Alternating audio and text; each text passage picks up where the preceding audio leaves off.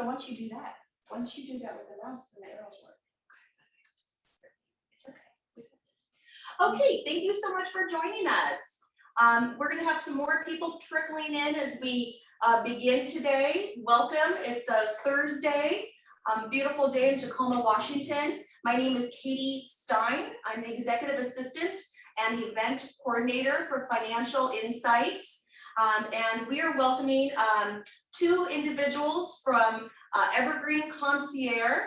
And let's start with sharing a little information about Teresa Harbottle, who I've got here right next to me. She was originally from Charleston, South Carolina. Teresa is the daughter of an Air Force pilot who spent her formative years growing up in places as far off as the Azores, Hawaii, and Alaska. She earned her bachelor's in business administration at the University of Washington, UW, and headed soon after to complete her MBA at the Thunderbird School of Global Management in Arizona. She returned to the Northwest with her husband and two children in 1994 and spent almost 20 years assisting her husband in his highly regarded golf course architecture business. Her own father's sudden passing hastened her advent into family caregiving for her mother much sooner than expected. Likewise, her life took another turn in 2012 with her own husband's sudden passing. As co-founder of Evergreen Elder Concierge, Teresa brings over 25 years of large, medium, and small business experience in administration, operations, and customer service. She combines her caregiving experiences with her professional skills and her certified senior advisor training to help other families find focused solutions for elderly parents in their golden years. And right across from me, wait, Deb. Deborah hails from Falls City, Nebraska, and is a proud Cornhusker. She earned her BFA in graphic design and parlayed a part-time college job stopping shoplifters in a professional career in private investigation. In 1995, she moved to the Northwest with her husband and three children. She spent 15 years teaching art at the elementary, middle school, and high school levels. Deborah found a passion for helping seniors during the 12 years she volunteered for a senior outreach program through her church. This hands-on experience, the knowledge she gained acquiring her certified senior advisor designation, her education and career experiences, plus her personal history, helping her aging parents, led Deborah to co-found Evergreen Elder Concierge in 2015. As an elder concierge, Deborah passes the training and compassion to care for your loved ones just as she would for her own family members. So today we are going to allow Teresa and Deb to take it from here. You will have an opportunity at the end to either ask a question live, and so please unmute at that time, or you are more than welcome to add questions in the chat box. If you hover down below of your screen in Zoom, you'll get a little message box. Feel free to type in there and then push enter, and that will pop up on our screen. So we look forward to allowing Deb and Teresa to take it from here. Great, thank you. Well, welcome to Wisdom with Women. Thank you for joining us today, and a special thanks to Financial Insights for inviting us to speak. Our topic today is the age of fraud and why seniors are more vulnerable to financial scams. In our 6 years with our concierge business, it's a topic that has sparked our interest, and it increasingly is plaguing our clients. On our agenda today, we're going to talk about financial fraud against seniors. It is considered the crime of the 21st century. We're going to cover the latest and most effective scams, and these scams are literally changing, sometimes weekly. We're going to talk about real life cases. We have, however, changed the name to protect our clients. We are going to go over why scams are so effective on seniors in particular. We're going to give you a list of things you can do to protect your loved ones from fraud. And we're going to give you some information on what you can do if you suspect foul play. When we think of our seniors and elders, we think of them with fond, warm memories. I know I do, with compassion, but not everybody does. Financial fraud targeting seniors is a thriving business in the 21st century, and it's destined to grow exponentially with the silver tsunami demographic growth of the baby boomer generation. So let's look at some stats. Given that only 1 in 24 incidences of senior fraud are reported, according to Cornell University, it's really difficult to arrive at accurate figures for real losses. There is a research company by the name of Comparitech that has been searching for true cost of elder fraud in the US by extrapolating government data and analyzing it. So how big is the problem? We are told that almost 8 million people, there's been 8 million estimated cases of senior fraud annually with a potential loss of $148 billion in losses. More than 1 in 10 elderly people are victimized with an average loss of $17,800 per person. People over 60 are 26%, account for 26% of all fraud complaints tracked by the FTC, but account for 35% of the money lost. Experts estimate that financial fraud soared by 1/3 during the pandemic due to government mandated restrictions and social distancing. Number 4, in Washington state alone, Washington had 9,375 cases for a total of $147 million in losses in the year 2020. Again, they think that speaks directly to the pandemic. And one of the biggest constraints we have is the lack of basic knowledge about exactly how widespread, how big a scope the problem is. Without that information, it's really hard to mobilize and coordinate efforts to address senior fraud effectively. Okay, so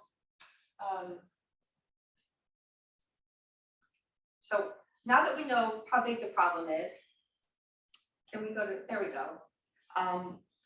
We want to look at what the actual impacts on seniors are.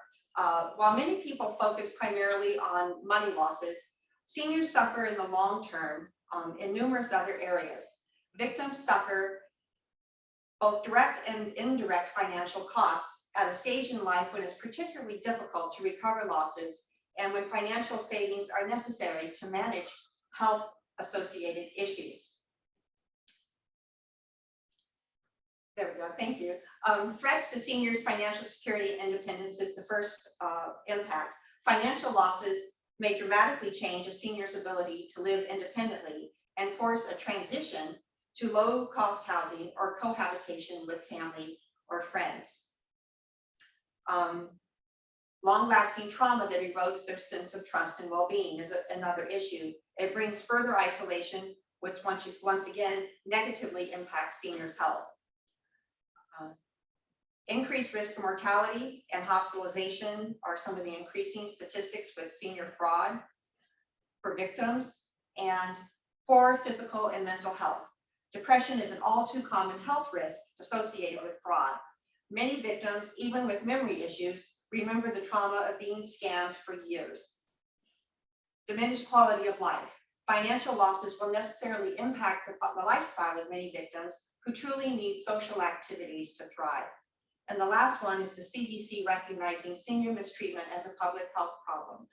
Nationally, the epidemic levels of senior fraud are now being recognized for the serious impacts they bring to the exploding segment of the population. Let's look at some of the latest and most effective scams. Some of these you're going to recognize. There might be a few that you don't. The first one is online non-payment and non-delivery. This is ordering items online and receiving nothing or something completely unlike what was advertised. This is the second most reported fraud among the elderly in 2020, according to the FBI.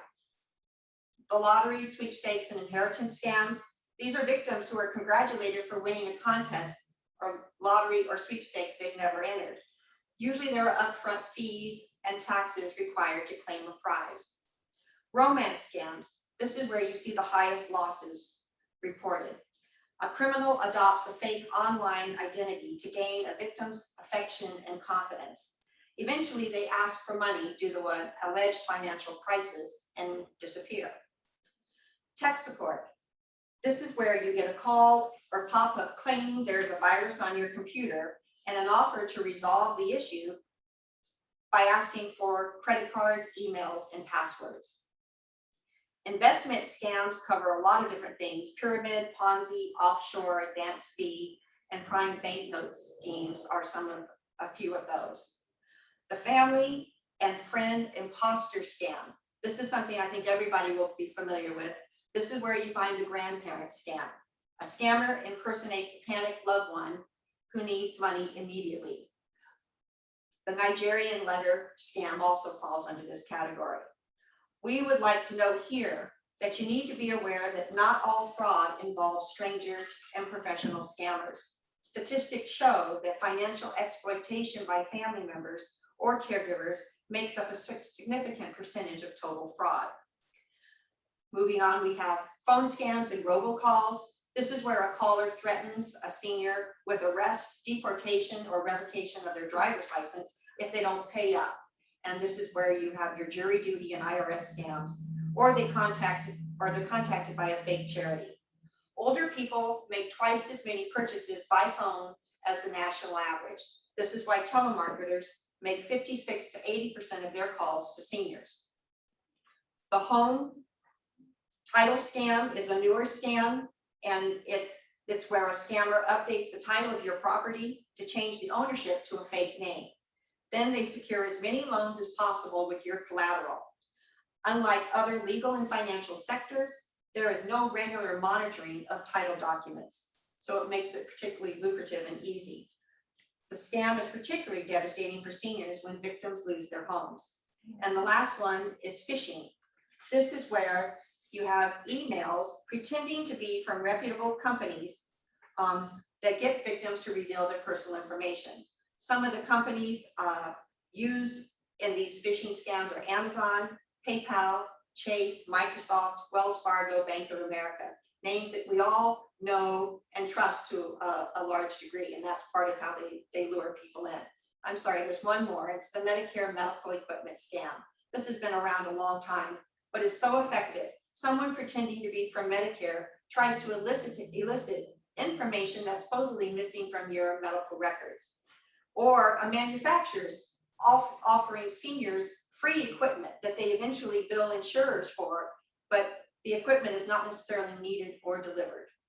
These scams persist, the Medicare ones, because of government's lack of resources to investigate and prosecute the criminals. So moving on, we thought it would be helpful and relatable if we gave you some real life examples from clients we've dealt with. Again, we've changed the names. Gregor comes to mind. He was a gentleman that had what he ordered was not what he got. He thought he was ordering a air conditioner, but he got an air purifier. So he gave his personal information, his address, his phone number. He put the air conditioner on his credit card, and so they had his credit card information. When he received the package and he opened it, there was no return label. There was no paperwork of any kind. There was no warranty. There was nothing. So the only recourse was to go through the credit card company and try to get his money back. A similar non-payment, non-delivery scam is something a client of ours, I'll call him Ed, fell into. He tried to order desktop air conditioners, and he spent anywhere from $250 to $300 on these desktop air conditioners, which he never received. It was out of frustration of trying to get his money back that he contacted me. And when I looked into the situation, I found a company, a website that basically had 93% one-star reviews. This is a company that's taking advantage of people and particularly seniors. He is still trying to get his money back for the desktop air conditioners that he never received. So the next one, lottery sweepstakes, we've got Violet and the Mercedes-Benz that she's always tried to get. We've been working with Violet for about 3.5 years now, and when I started with her, she was getting days or calls, multiple calls daily about a Mercedes-Benz delivery, and she was completely snowed, thinking that she was going to get a car delivered, but she kept having to pay money. And the problem is, she kept sending cash in envelopes, she kept wiring money through Western Union, and she kept purchasing gift cards and calling these people and giving them the PIN numbers. They always had another reason why she needed to pay more money or send them more money in some fashion or another. The problems with that was she compromised her credit cards and her bank accounts in the process, and she was eventually dropped by her bank. She spent so much money, tens of thousands of dollars, trying to get a Mercedes-Benz that she never received. And when she tried to resist sending money, they started threatening her physically, which scared her and contributed to the depression I think she still suffers today. Louise is a client just recently. I showed up and the first thing she announced was that she won a free iPhone. And I knew immediately we had a problem. So she used a text message that she thought was from AT&T to respond and pay $1 to get her new iPhone, which of course required her to give over her credit card information. She never got the iPhone. We had to replace her credit card. And the last one here is romance scams. Pip is not actually a client of ours.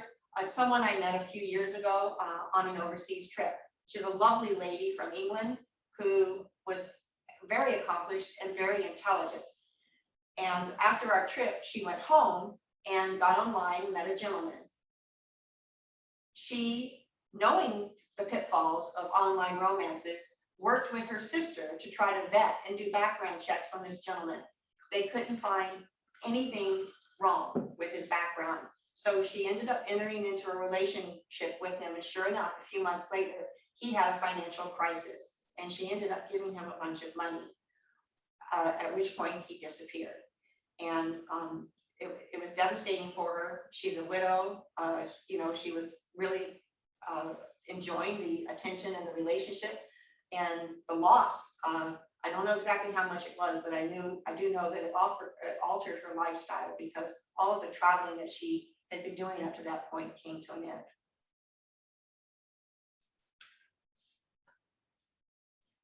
Tech support fraud is another scam that we've seen with a senior. Jane is one of the millions of people, I think, who have bought into the idea that there was a computer virus on their computer. And she got a pop-up message on her computer that basically told her she had a virus. And of course, there's always a phone number to call and an offer to resolve the issue easily. So a phone call and $350 later, she removed a virus that wasn't there. And we tried to dispute that through her credit card company. Gil, this is probably the largest loss that I've had a brush with, and it actually occurred before we started working with this family. The son told me about this.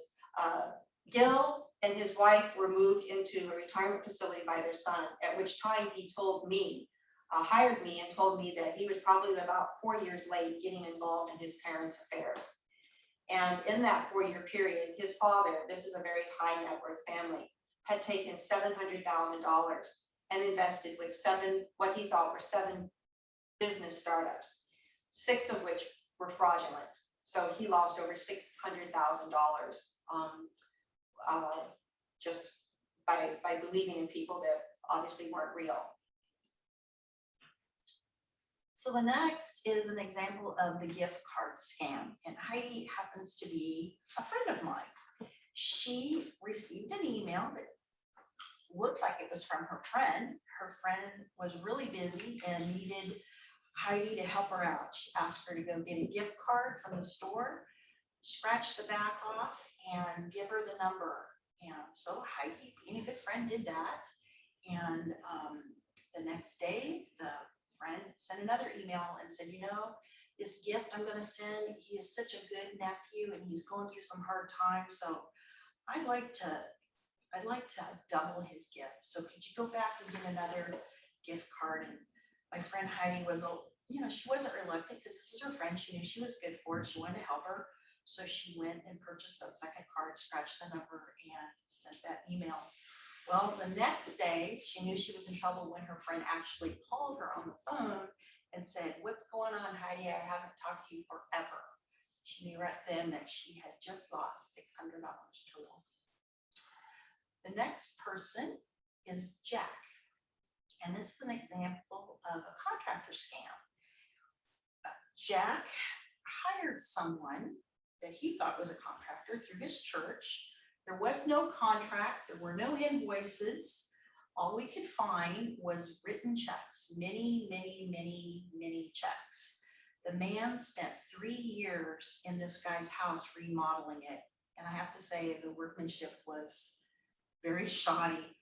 The only reason this came to an end is when a family friend who'd been out of the country came back to check on his friend and saw what was happening, kicked this guy out of the house. When it was all said and done and we added it all up, as near as we could tell, he was at a loss of over $200,000. And this was on a house that eventually sold for a little over $300,000. And a bunch of work had to be done before they could even sell it. So this guy had been writing checks to this contractor, sometimes a couple a week, $1,000 or more for 3 years, in addition to other fees that had been charged. So this brings us to our next client, and this is Felix. And during COVID was not a kind time to many of our clients. During COVID, a couple of men came to Felix's door and knocked and said, we notice your shrubbery needs to be cut and your garage door looks a little dingy. We can take care of that for you. And he thought, okay, well, they look like decent guys. So they worked for a while, not very long. They didn't even put a full day in, kind of stuffed some branches behind some shrubs that we found later, and knocked on the door and said, okay, we're done. You owe us $900. And Felix knew that wasn't right, but he was a little scared. These guys were pretty forceful and he was pretty shook up. He went to the bank and he took $900 out in cash to give to these two guys, but he was really flustered. He knew he was maybe in trouble here, and he accidentally took out $1,800 and gave to them. And they went on their merry way. They were very happy.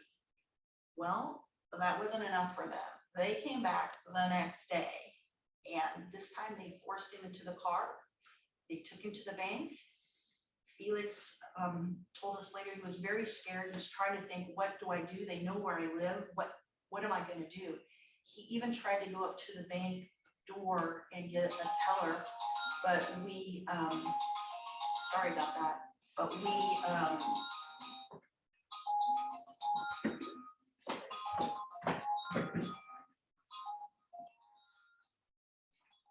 I thought I had my foot shut off. So the bank door was closed, and so he couldn't get in. He couldn't get any help from the teller. He had to go back out to the car, get back in with these guys, go through the drive-through, and they actually fed him $19,500 through the tube. They took their money and they went on their way. This guy was so depressed that he started telling people life wasn't worth living.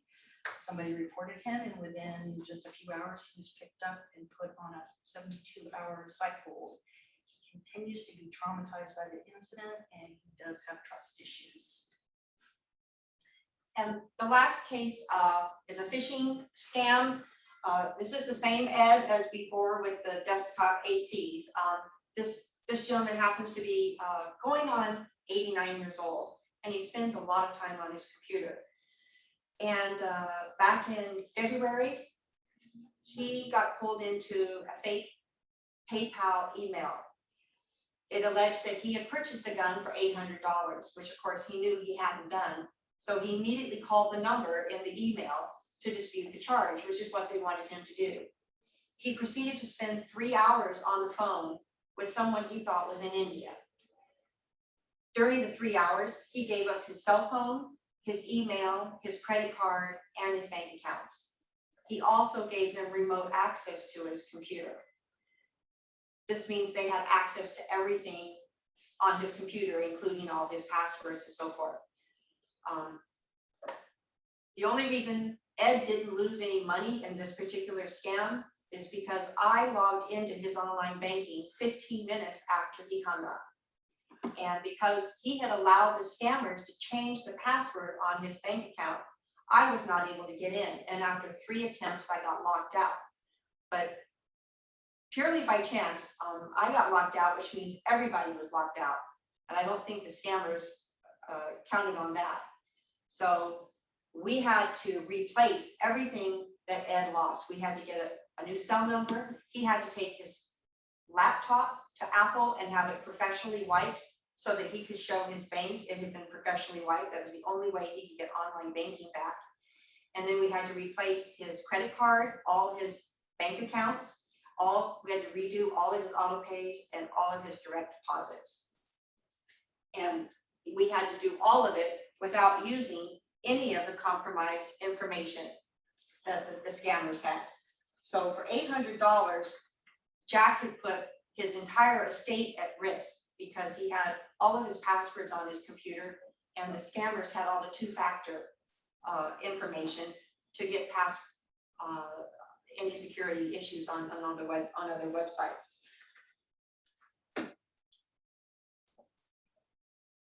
So why are financial scams so effective on seniors?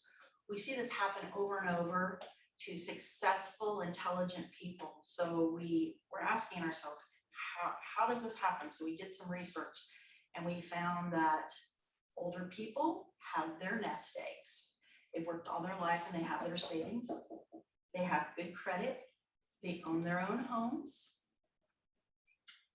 They have steady incomes and pensions, and they're now starting to access those retirement funds. Seniors own more than half the assets in America.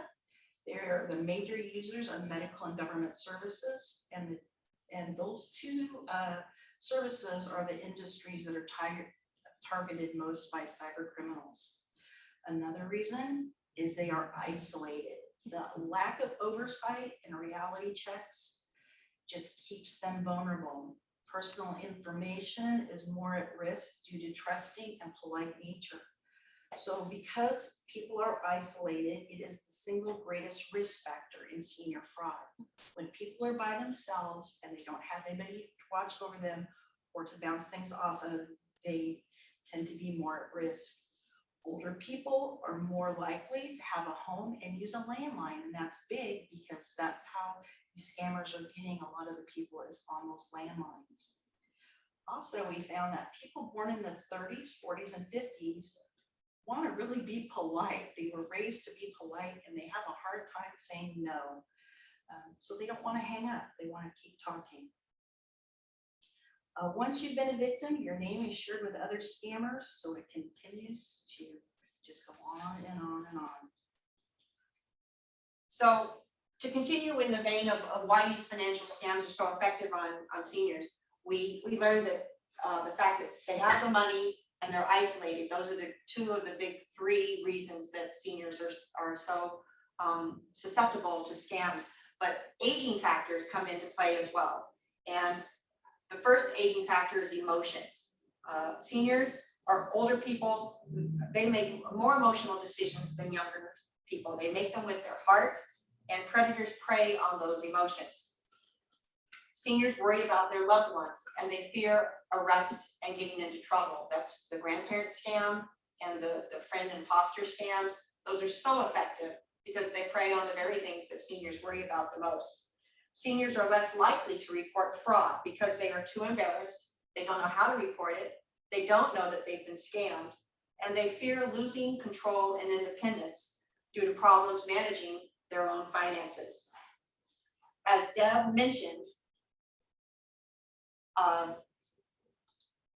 Loneliness is the single largest risk factor for senior fraud. The isolation increases their susceptibility as well as their desire for companionship, and that's their desire for romantic attention. There's also a desire on their part for health and wealth. Many seniors fall prey to get-rich-quick schemes or products and services that promise rejuvenating benefits without delivering. Seniors also have a bit of a jackpot mentality, and the feelings of financial insecurity leaves them vulnerable to rip-off schemes. Survivors of the Great Depression have an indelible mark on their thinking. They believe that everything can be lost tomorrow, and it motivates them to succumb to the temptation of easy money.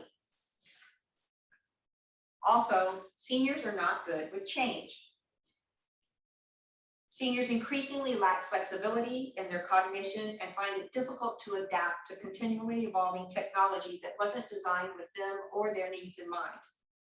Scams also constantly evolve, so they are harder for seniors to identify the same or similar schemes in the future.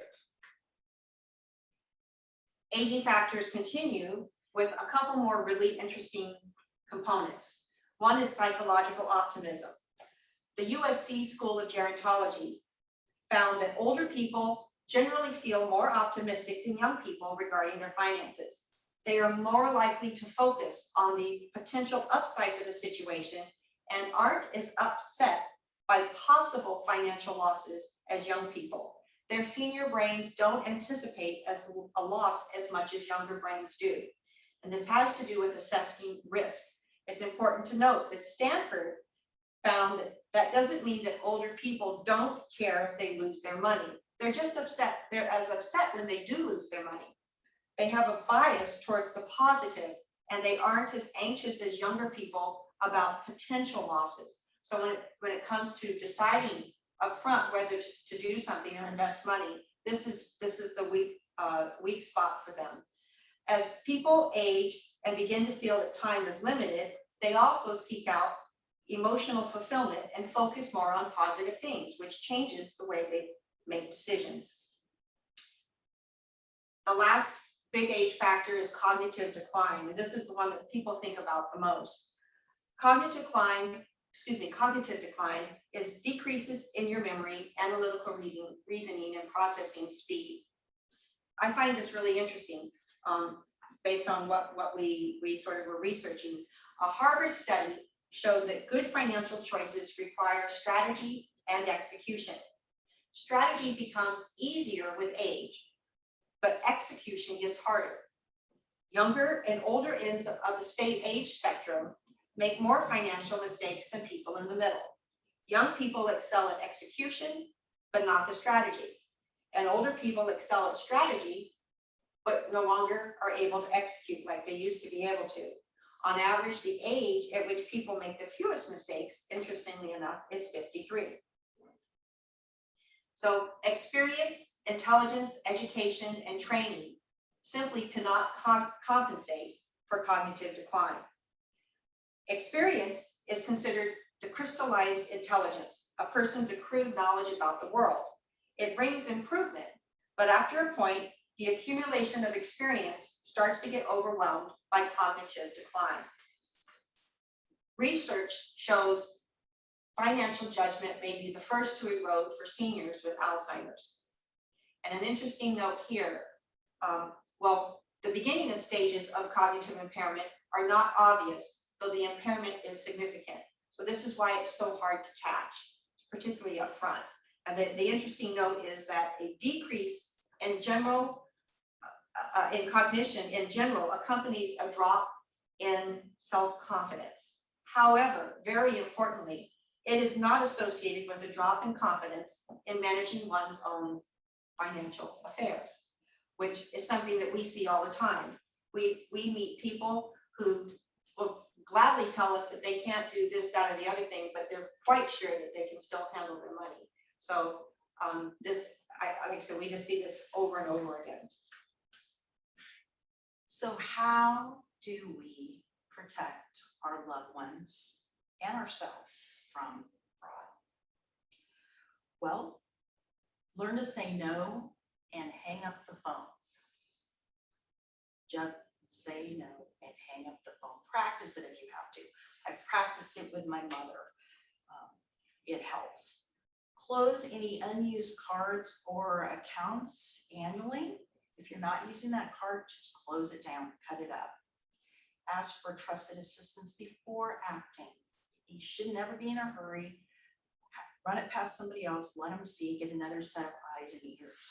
You can stagger your credit report and review those from all three agencies. Shred paper with any personal information. Teresa and I go to great lengths to make sure all our clients' information is shredded. We'll even rip the labels off the back of magazines, any junk mail, we want it destroyed. There are people who will go through your garbage to get information. Invest in a shredder and use it. There are free shred events in our community. You can Google it online for larger amounts. Resist the temptation to act quickly.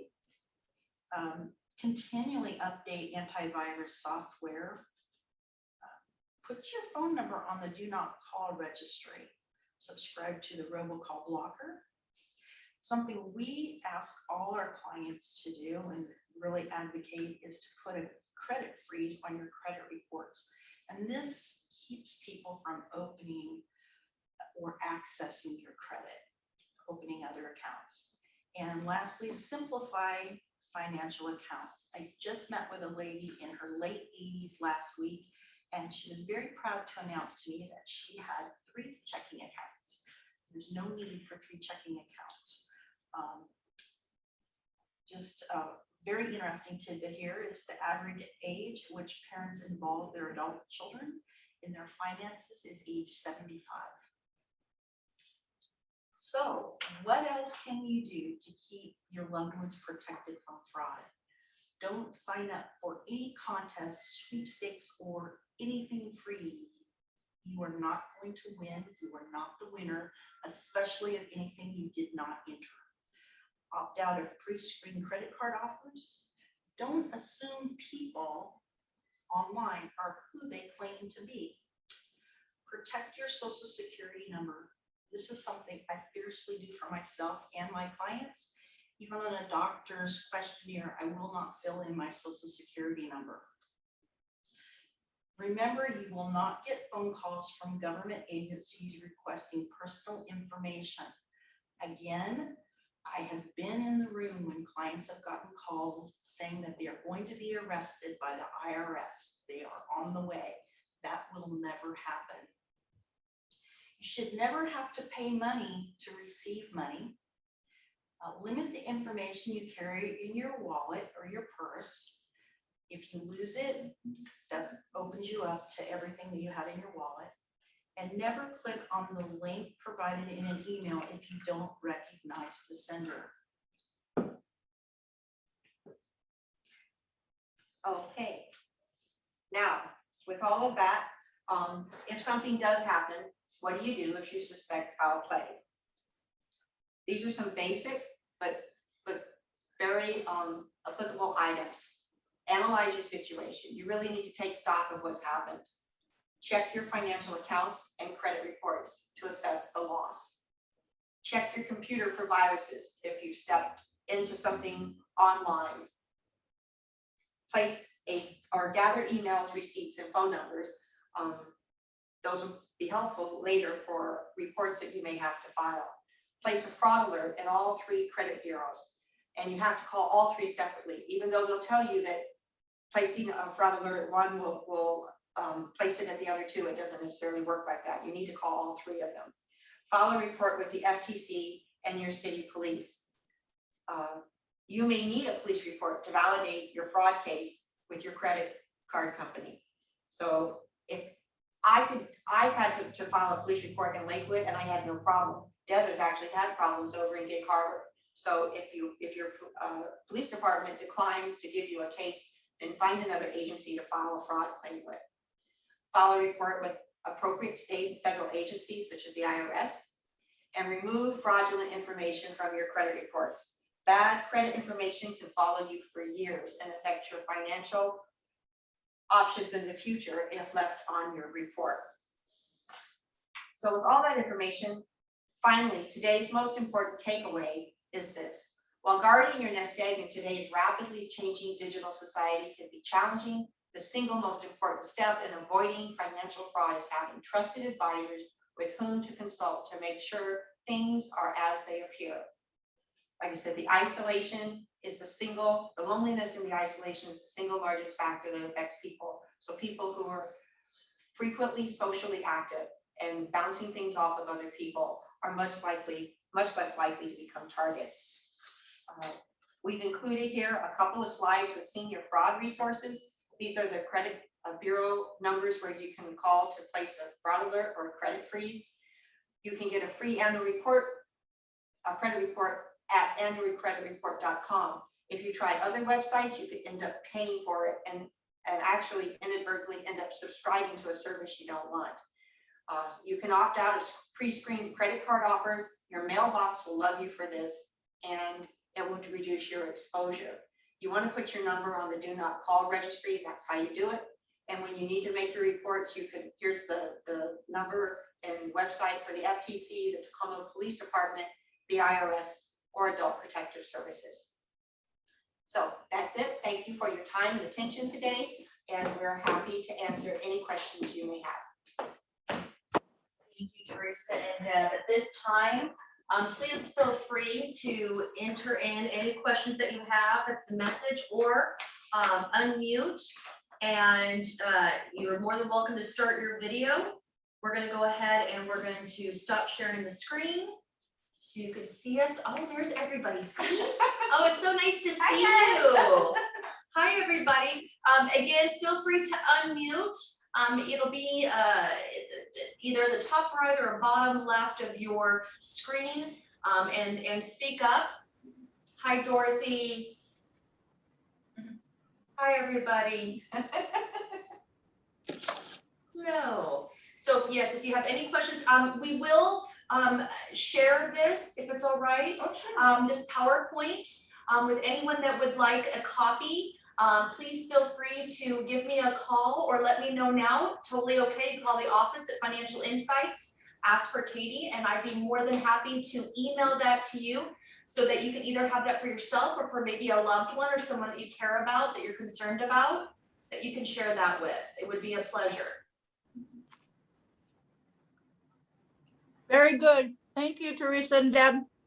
Thanks, Dorothy. You're You did welcome. awesome. You're welcome, Dorothy. You think, All right. oh, hello. Hello. Oh, Had to figure out how to do the video part.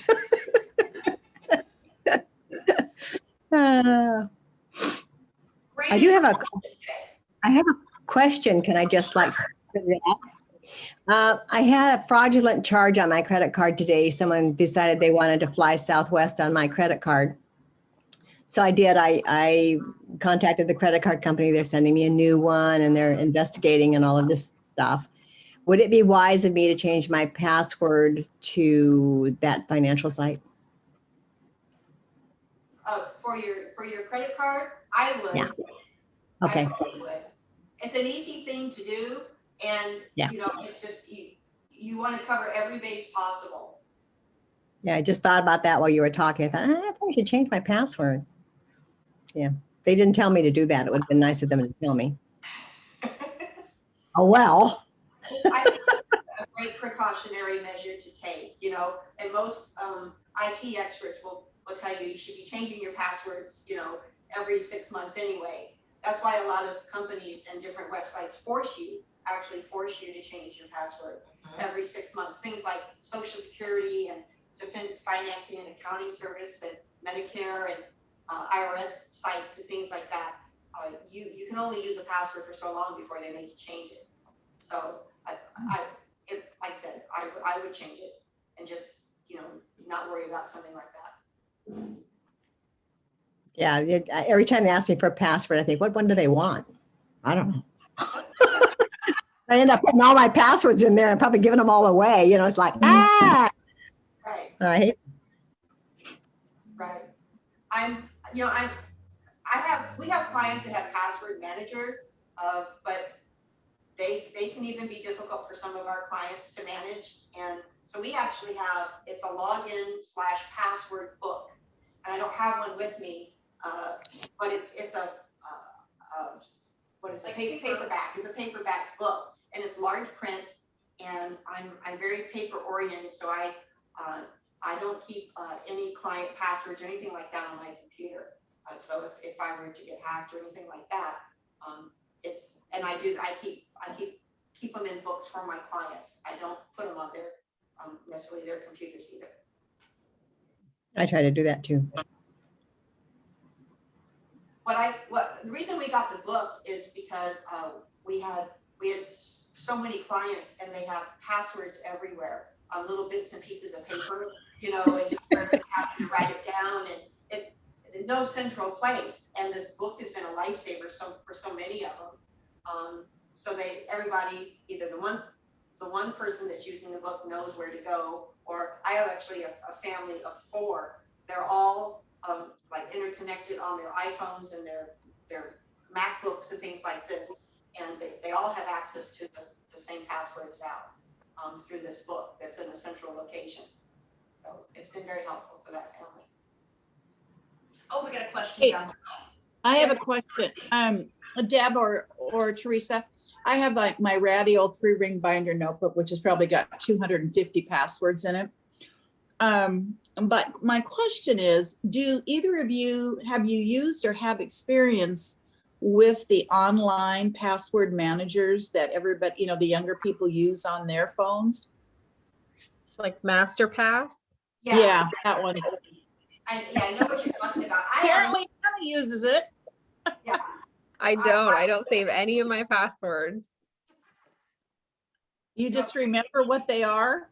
She I've needs- got over 200, so, you know. Right. I personally have not used a password manager.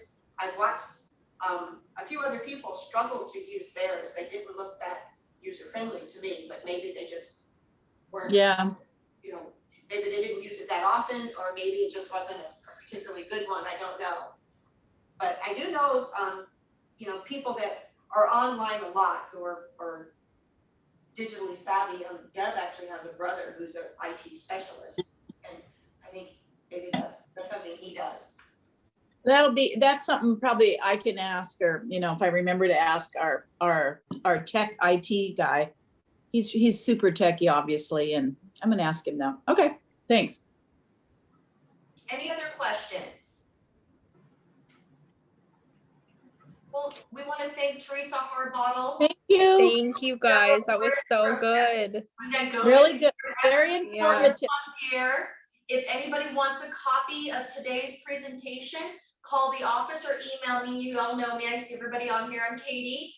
And I'd be more than happy to forward that to you. It's got some good information for yourselves or for family or friends. Great information. So we can't thank you guys enough. Thank you so much. It's our pleasure, and thank you so much for having us.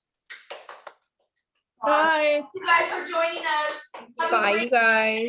Thank Bye, you. everybody. Bye-bye. Bye.